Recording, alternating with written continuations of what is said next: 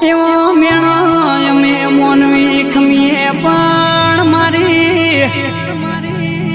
મઢમાં બેઠેલી માતના ખમ્યો ન જાય છે એ દાડે મારી મઢમાં બેઠેલી વાજેણ બોલી હો બળના 9 મહિને જો તારા ઘેર પારણું ના બંધાવો દૂધ જેવો દીકરો ના આલો તો તારા ઘરમાં હું દિવેલ લીધેલું દુનિયા જોણશે નહીં